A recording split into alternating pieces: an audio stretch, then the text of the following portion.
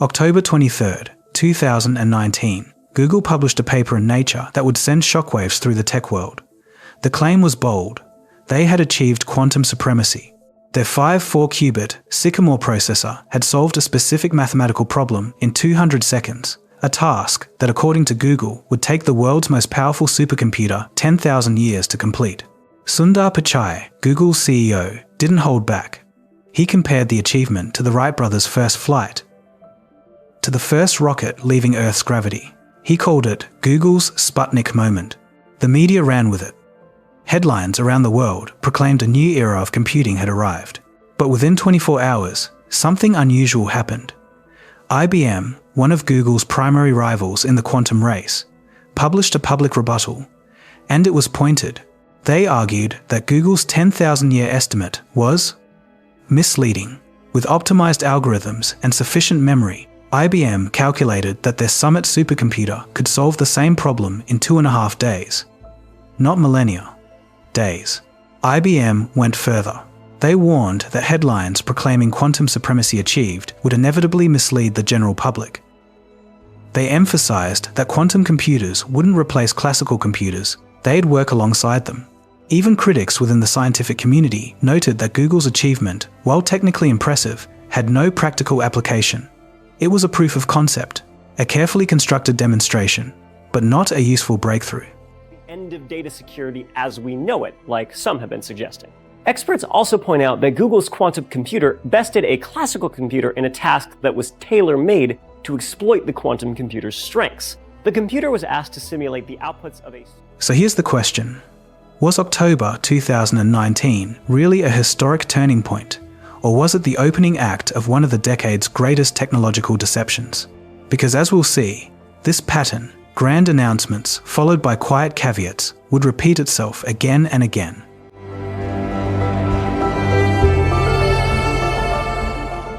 To understand what's really happening here, we need to take a step back. Because quantum computing isn't just a faster computer. It's not about cramming more transistors onto a chip or building a bigger data center. It's a fundamentally different way of processing information. That's the quantum processor. Classical computers use binary bits, which are just zeros and ones. However, quantum bits have that same bit be some state in between a 0 and a 1. And that state...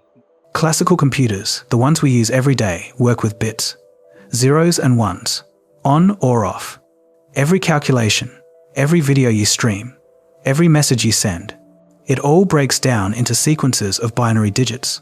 Quantum computers work with qubits, and qubits can exist in multiple states simultaneously, a phenomenon called superposition. They can also be entangled, meaning the state of one qubit can instantly influence another, no matter the distance between them.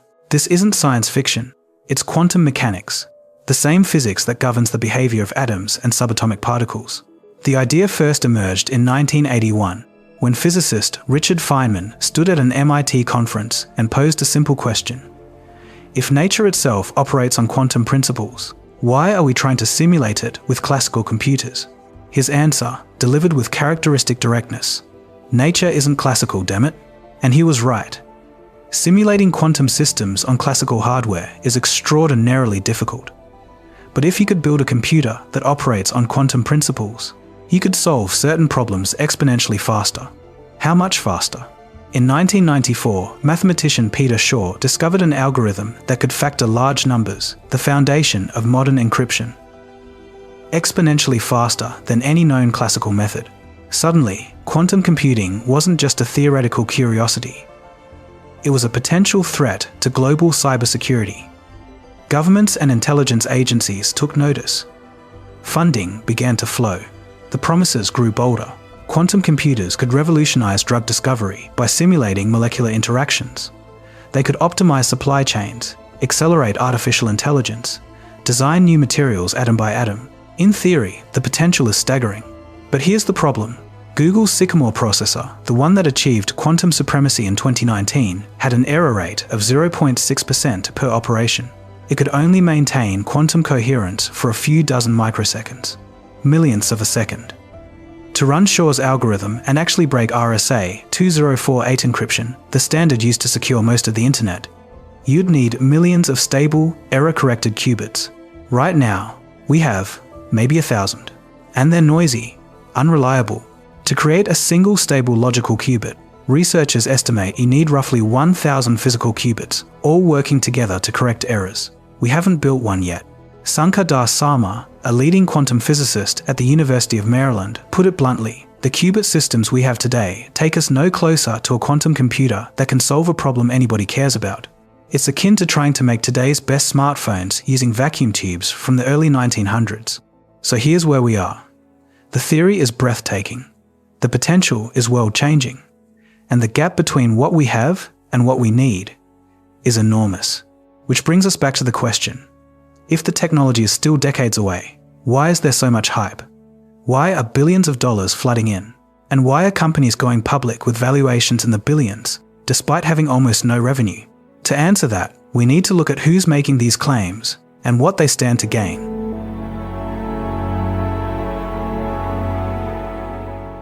So who's behind the hype?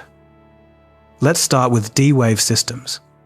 In 2011, D-Wave made headlines by selling what it called the world's first commercial quantum computer to Lockheed Martin, price tag $10 million. Their co-founder, Geordie Rose, wasn't shy about the marketing. He claimed, with a straight face, that D-Wave's machines could exploit parallel universes by reaching into them and pulling out their computing power. I just wanted to say that at least in the Valley, Silicon Valley, and maybe in the United States in general, there's a very deep feeling of unease about the way technology has been developing. It was an eye-catching claim, and it worked. Google and NASA soon installed a D-Wave system at their quantum AI lab, but there was a problem. D-Wave's approach, quantum annealing, was fundamentally different from the gate model quantum computers that most researchers were pursuing. And when independent tests were run, the results were unclear. Many showed no significant speed-up over classical methods. For years, D-Wave insisted that annealing was the path forward. That gate model systems were unnecessarily complicated. And then, in 2021, something changed. D-Wave announced it would begin building a gate model quantum computer, the very approach it had dismissed for over a decade. It was a strategic about-face, and it revealed something important. Even the pioneers of quantum annealing had quietly acknowledged that their original vision wasn't enough. Then there's IonQ. In 2021, IonQ became the first pure-play quantum computing company to go public, via a SPAC merger. Valuation: $2 billion. Annual revenue at the time, less than $5 million. Live from the floor of the New York Stock Exchange, it's October 1st, 2021. Please welcome IonQ to highlight becoming the first publicly traded pure-play quantum computing company. To honor the occasion, President and CEO Peter Chapman is ringing the opening bell of the New York Stock Exchange. The company made aggressive claims about its technology. It boasted of achieving a quantum volume of 4 million, a record that would signal extraordinary progress. But in May 2022, a short seller firm called Scorpion Capital released a 183-page report. The language was blunt. They called IonQ a hoax, a quantum Ponzi scheme. They claimed the technology was vaporware. IonQ's stock dropped 20% in days. The company denied the allegations. But even within the quantum community, eyebrows were raised. Physicists dismissed IonQ's quantum volume claim as nonsense. One expert called it PR shenanigans. And according to reports, many of IonQ's own scientists were uncomfortable with the timelines management was projecting. There was a disconnect between what the engineers knew was possible and what the executives were promising investors. Rigetti Computing followed a similar path. In March 2022, Rigetti went public through a SPAC merger at a valuation of roughly $1.5 billion. By the end of that year, the stock had fallen 90%. The company faced delisting warnings from the Nasdaq. In February 2023, Rigetti's founder was removed as CEO. 28% of the staff were laid off. The company was forced to scale back its roadmap, essentially admitting that the original targets had been optimistic. One analyst put it simply: the common struggles of quantum startups that went public despite low revenue and high losses may kill an echelon of quantum startups. The SPAC bubble had burst. But it's not just startups. Even the giants, Google and IBM, have been caught in the hype cycle. After Google's quantum supremacy announcement in 2019, internal tensions emerged. John Martinez, the veteran scientist who had built Google's quantum hardware, resigned in April 2020. He described himself as the lab's chief realist, while his boss, Hartmut Neven, was the chief optimist. The two had clashed over the direction of the program. Martinez felt sidelined after the supremacy milestone. He wanted a leadership role to tackle the immense engineering challenges ahead, but the dynamics had shifted. In an interview, Martinez said, "I felt I had to quit. I needed to be in a leadership role to meet those challenges." It was a rare public acknowledgement of internal discord at one of the world's leading quantum labs. And IBM? They have had their own struggles with the hyper-reality gap. In June 2023, IBM announced they had achieved quantum advantage on a practical problem simulating molecular interactions. But within months, classical algorithm researchers had matched IBM's results. The advantage had vanished. It's a pattern we've seen before. Every time a quantum breakthrough is announced, classical computing catches up. Sometimes in days, sometimes in months. But the gap keeps closing. So what's driving all of this? For startups, it's survival. They need funding. They need investor confidence. And in a market hungry for the next big thing, optimism sells better than caution. For tech giants, it's reputation. Being first matters. Being seen as the leader in quantum computing brings prestige, government contracts, and top-tier talent. And for governments, it's geopolitics. No superpower wants to be seen as falling behind in a technology that could theoretically break encryption and reshape national security. But the result is an arms race of information. Bold claims, carefully worded press releases, and a public that's left wondering, is any of this real? To answer that question, we need to look at the numbers. Between 2019 and 2022, quantum computing didn't just attract attention, it became a fever. It started at the government level. In December 2018, the United States passed the National Quantum Initiative Act, authorizing $1.2 billion over 5 years for quantum research. The European Union launched its own quantum flagship program with a budget of €1 billion. China went further, $10 billion for a national quantum laboratory in Hefei. Suddenly, quantum computing wasn't just a scientific curiosity, it was a geopolitical priority, and where governments lead, investors follow. By 2021, venture capital was pouring in. Over $1.4 billion flowed into quantum startups that year alone, more than the previous 5 years combined. Then came the SPACs. IonQ went public in March 2021 at a valuation of $2 billion. Rigetti followed in early 2022 at $1.5 billion. D-Wave announced its own SPAC merger later that year at $1.2 billion. Combined, these three companies had a market capitalization of nearly $5 billion. Their combined annual revenue, less than $10 million. But the market didn't care. Optimism was in the air. Quantum was the next frontier, the next internet, the next AI boom, and retail investors rushed in. By late 2022 and into 2023, quantum stocks were surging. IonQ's share price jumped more than tenfold from its lows. Rigetti and D-Wave saw similar spikes, some days up 30, 40, even 70%. At one point, these stocks had climbed over 700% in a matter of months. Wall Street Journal ran a piece cautioning traders not to treat the stock market like a slot machine. They were specifically referencing quantum computing stocks. But the numbers behind the hype told a different story. Let's look at the valuations. IonQ's price-to-sales ratio hit 316. That means investors were paying $316 for every dollar of revenue the company generated. D-Wave's ratio, 515. Rigetti's, over 1,800. And a smaller firm, Quantum Computing Incorporated, had a price-to-sales ratio exceeding 10,000.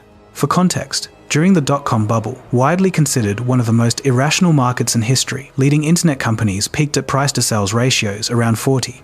These quantum companies were trading at multiples, 20, 30, even 200 times higher. One financial analyst put it bluntly, these ultra-premium valuations can't be justified given how far the technology is from widespread utility. But it wasn't just irrational exuberance. it was also broken promises. IonQ's 2021 investor deck projected $237 million in revenue by 2025. By the time 2025 arrived, the actual figure was less than 110 million. Rigetti promised a 1,000 qubit system by 2024. Their best system that year? 84 qubits. These weren't minor misses. They were fundamental gaps between expectation and reality. And the market was starting to notice. The turning point came in January 2023. At the Consumer Electronics Show in Las Vegas, Nvidia's CEO, Jensen Huang, was asked about quantum computing. His answer was direct. Truly useful quantum computers are probably 15 to 30 years away.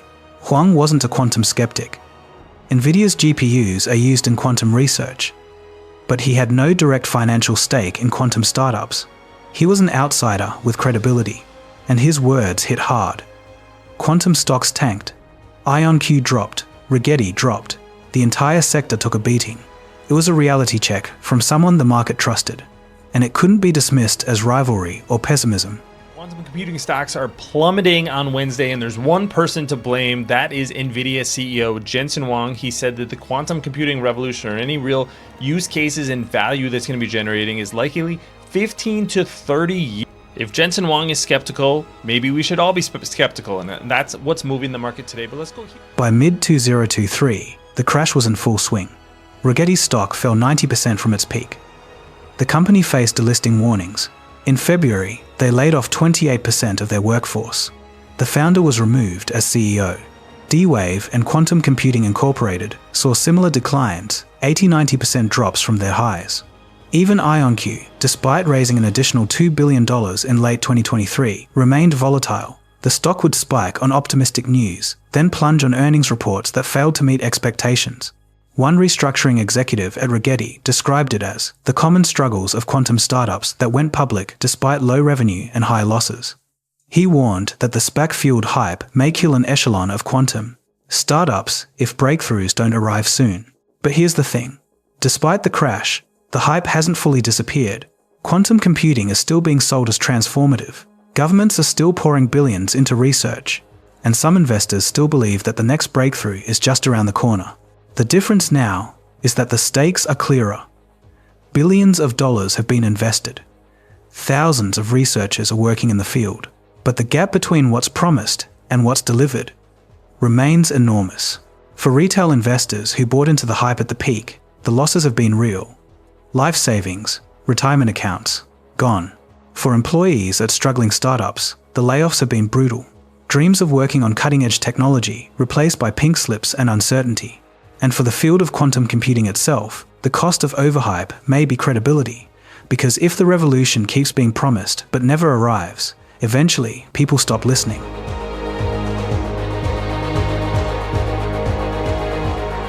Here's where the story gets interesting. Because every time a quantum breakthrough is announced, something predictable happens. Classical computing catches up. Let's go back to Google's 2019 claim. They said their quantum processor could complete a task in 200 seconds that would take a classical supercomputer 10,000 years. Within 24 hours, IBM demonstrated that with optimized algorithms, a classical supercomputer could do it in 2.5 days. That's not 10,000 years, that's a weekend. The speed up for classical methods? Over 1 million times faster than Google's original estimate. Fast forward to June 2023.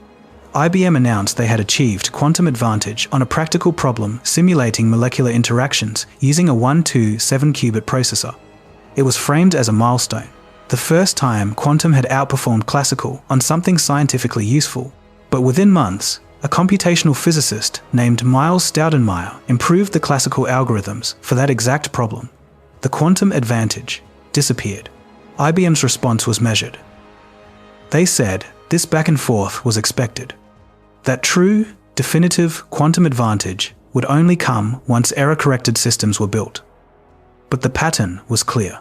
Then, in March 2025, D-Wave published a paper in Science claiming their newest quantum annealer had achieved an exponential speedup on a magnetism simulation problem. They called it the first ever quantum speedup for a problem of scientific relevance. Almost immediately, competitive researchers began challenging the claim. By improving classical algorithms for that same physics problem, they narrowed, or potentially eliminated the gap. D-Wave stood by their results, but one of their own researchers acknowledged they advanced the classical state of the art, but not as far as our results. In other words, the race was still on. And this is the core issue. Classical computing isn't standing still. Every time quantum hardware improves, classical algorithms improve too. Faster processors, better optimization techniques, smarter software, as Miles Staudenmeier put it. It is often not appreciated how quickly classical techniques are improving alongside quantum. Classical computing is a moving target, and right now, it's moving fast enough to keep pace. So where does that leave us? Let's talk about the numbers.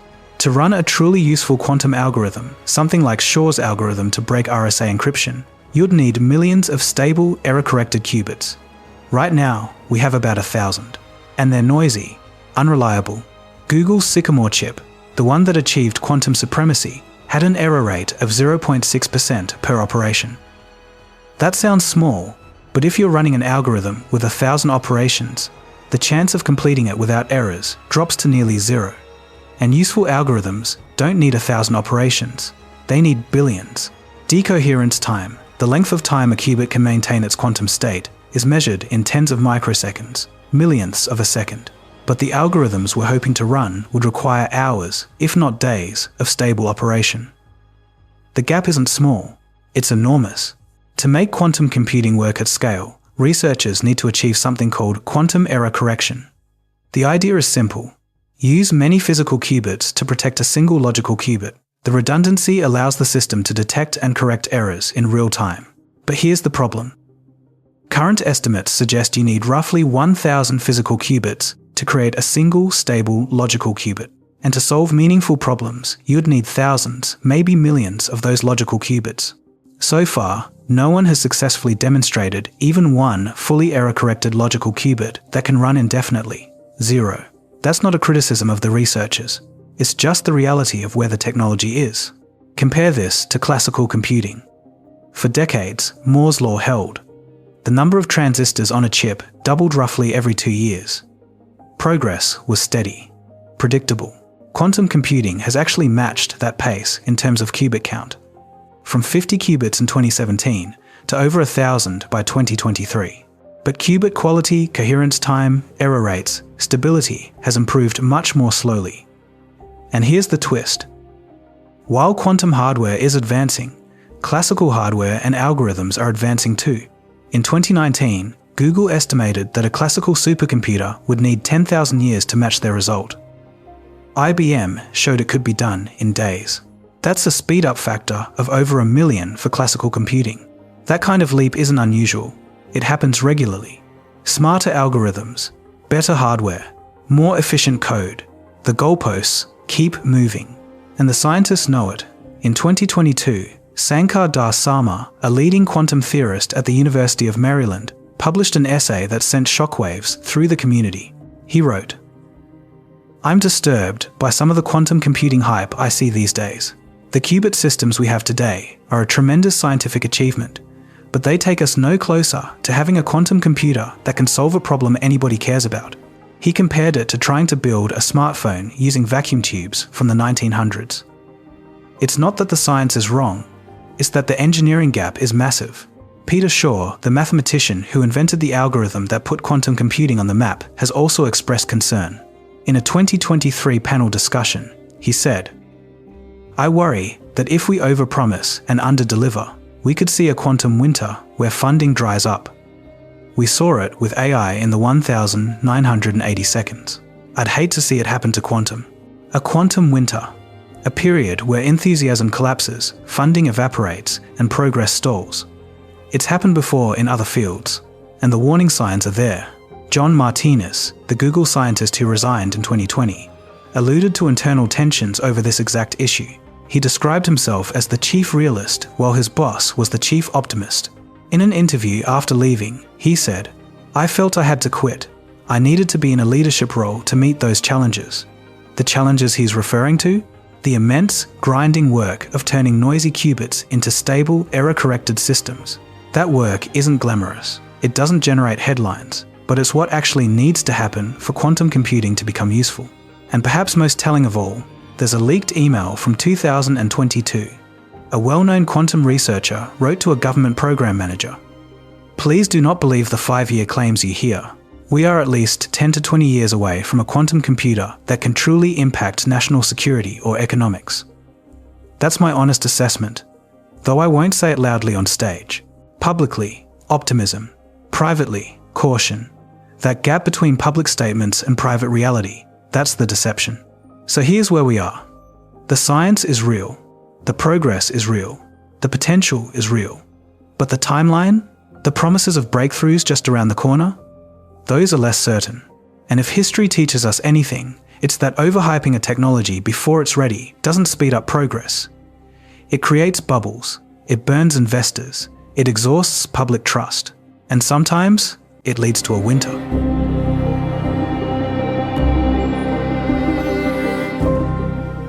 So what are the consequences of all this hype? It's tempting to think of it as harmless, marketing exaggeration, optimism gone too far. But the costs are real. Let's start with the money. Retail investors, ordinary people betting on the future, have lost hundreds of millions of dollars. Someone who bought Rigetti stock at $10 in early 2022 would have watched it fall to 50 cents by early 2023. A 95% loss. D-Wave, Quantum Computing Incorporated, and others saw similar collapses. 80–90% drops from their peaks. These aren't just numbers on a screen. They're retirement accounts, college savings, money that people thought they were investing in the next technological revolution. One financial analyst put it this way: the SPAC hype may kill an echelon of quantum startups. And he was right. By 2023, several quantum companies were on life support, scrambling for funding, facing delisting, cutting staff, which brings us to the human cost. In February 2023, Rigetti Computing laid off 28% of its workforce. Founder and CEO Chad Rigetti was removed from his position. Other startups followed, downsizing, restructuring, letting go of engineers, researchers, and support staff who had believed they were building the future. These weren't people chasing quick profits. They were scientists and engineers who had dedicated years to the field. And now, many of them were out of work. It's not just the layoffs. There's a quieter toll. Disillusionment. One young researcher described it this way: "I joined this lab thinking would change the world in 5 years. Now I realize it's 20 years away, and my PhD was basically debugging dilution refrigerators." That sense of frustration of promises unfulfilled is spreading. Some researchers are leaving the field entirely, moving into adjacent areas like quantum sensing, which is more mature, or pivoting to AI and machine learning, where progress feels more tangible. If a generation of talented scientists loses faith, the field doesn't just slow down, it loses momentum. And momentum, in science, is everything. Which raises a bigger question. Are we heading toward a quantum winter? It's happened before. In the 1980 seconds and 90 seconds, artificial intelligence went through 2 prolonged periods where funding dried up, enthusiasm collapsed, and progress stalled. They're called the AI winters. The cause? Overhype. Unfulfilled promises. A gap between what was sold and what was delivered. By 2023, some early signs were appearing in quantum computing. Venture capital funding had dipped from its 2021 peak. Public market valuations had crashed. Skepticism was growing. Peter Shaw, the mathematician who invented the algorithm that made quantum computing famous, voiced concern. "I worry that if we overpromise and underdeliver, we could see a quantum winter where funding dries up. I'd hate to see it happen to quantum. If that happens, it's not just startups that suffer. It's the entire field, universities, national labs, long-term research programs. The very progress we need gets delayed." But the consequences aren't all negative. Some players have benefited enormously. Big tech companies, Google, IBM, Microsoft, have built world-class research labs. They've attracted top talent. They've enhanced their reputations as innovators. And because they're not dependent on quantum revenue, they can afford to play the long game.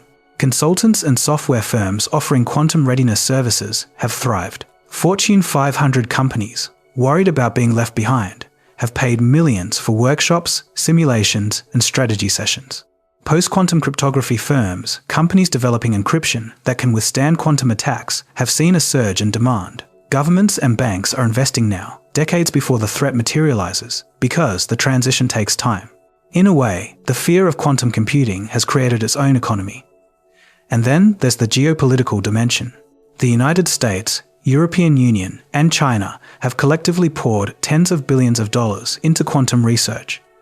The motivation isn't just scientific curiosity, it's strategic anxiety, the fear of falling behind, the belief that whoever achieves quantum supremacy first could break the encryption of their rivals. In 2025, the U.S. government began negotiating equity stakes in key quantum startups, IonQ, Rigetti, D-Wave, at least $10 million each. It's an unprecedented move, the government becoming a shareholder, essentially saying, this technology is too important to let fail. But it raises a question, is this the best use of public funds? If the technology is truly decades away, could those billions deliver more immediate value elsewhere? It's a gamble, and only time will tell if it pays off. Still, there are silver linings. University enrollment in quantum information science programs has surged. A new generation of physicists and engineers is being trained. IBM and Microsoft have built cloud platforms where tens of thousands of students and researchers can experiment with quantum circuits. Even if the hardware isn't ready, the education is happening, and post-quantum cryptography encryption, designed to resist quantum attacks, is being deployed now. By the time larger-scale quantum computers arrive, much of the world's infrastructure may already be protected. In that sense, the hype has accelerated preparation. So who wins? Who loses? The winners are those with deep pockets and long timelines. Big tech, governments, consultants and security firms. The losers are those who believe the revolution was imminent, retail investors, startup employees, and, potentially, the credibility of the field itself. But the story isn't over. Because despite the hype, despite the crashes, despite the broken promises, the science is still advancing. Slowly, incrementally, but advancing. The question is, can we manage expectations long enough for the reality to catch up?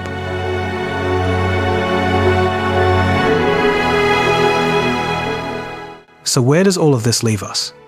Let's be clear. Quantum computing is not a scam. The science is real, the potential is real, and the progress, however slow, is real. The problem isn't the technology, it's the timeline. And more specifically, it's the gap between what's scientifically possible and what companies are promising investors will happen in 5 years. The experts have been consistent about this. Sankar Das Sarma, the physicist who called out the hype, has also said, "We'll get there, just not on venture capital timelines." Jensen Huang, Nvidia CEO, estimates 15 to 30 years. At minimum, Peter Shaw, whose algorithm launched the quantum revolution, has urged the field to manage expectations carefully, to avoid repeating the mistakes of artificial intelligence's boom and bust cycles. And IBM's Dario Gil has emphasized that quantum computers won't replace classical systems, they'll work alongside them, complementing, not competing. These aren't pessimists, they're realists. And the work continues. IBM unveiled a 1121 gigabit processor in 2023, a remarkable engineering achievement. They're aiming for what they call quantum-centric supercomputing by the mid-2020s, integrating quantum and classical systems. Google, Microsoft, and Amazon are all still investing, building labs, hiring researchers, publishing papers, error correction research. The key to making quantum computers reliable is advancing. Slowly, but it's advancing. This isn't a field that's dying, it's a field that's maturing. And if we look at history, that maturation takes time. The transistor was invented in 1947.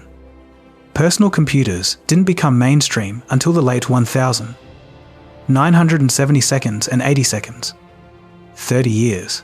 The internet's foundations were laid in the 1960 seconds and 70 seconds. The World Wide Web didn't take off until the 1990 seconds. Another 2 to 3 decades. Quantum computing, as a serious engineering effort, really began in the 2010 seconds. If it follows the same trajectory as every other general-purpose computing platform, we're looking at the 2030 seconds or 2040 seconds before it becomes truly transformative. That's not failure. That's just how long it takes to turn revolutionary science into practical technology. Someone on Reddit put it this way: fusion, quantum computing, and a cure for male pattern baldness. The holy trinity of it'll happen within a generation for 3 generations. It's funny, but there's truth in it. Some technologies take longer than we expect, much longer. And the danger isn't in the wait, it's in the over-promising. Because when expectations are set too high, the disappointment doesn't just hurt investors. It erodes trust, it exhausts patience, and it can starve a field of the long-term support it actually needs. So here's the lesson. When a company says the quantum revolution is 5 years away, multiply by 4, maybe 5. When a press release announces a breakthrough, ask what problem it actually solves. Not in theory, in practice. And when stock valuations skyrocket based on future promises, remember that the future has a way of arriving later than expected. Technical momentum despite the cash burn. Analysts give Nebius Group 101% upside over the next 12 months. But here's the thing. The quantum revolution is coming. It's just not arriving with a thunderclap. It's creeping in on little cat feet. Quietly, incrementally. Those who expected a roar will have to learn to hear the whisper. Because decades from now, when error-corrected quantum computers are running in data centers alongside classical systems, when they're simulating molecules for drug discovery, optimizing supply chains, advancing artificial intelligence, we'll look back on this period and recognize it for what it was. Not a revolution, a foundation. The hard, unglamorous work of turning a beautiful idea into a practical tool. And when that day comes, it will have been worth the wait. But only if we're honest about the path ahead. So don't dismiss quantum computing as hype. The science is too important for that. But don't buy into the hype either. Stay curious, stay skeptical, and remember that the most transformative technologies are rarely the ones that promise to change the world overnight. They're the ones that do it slowly, over decades, one breakthrough at a time.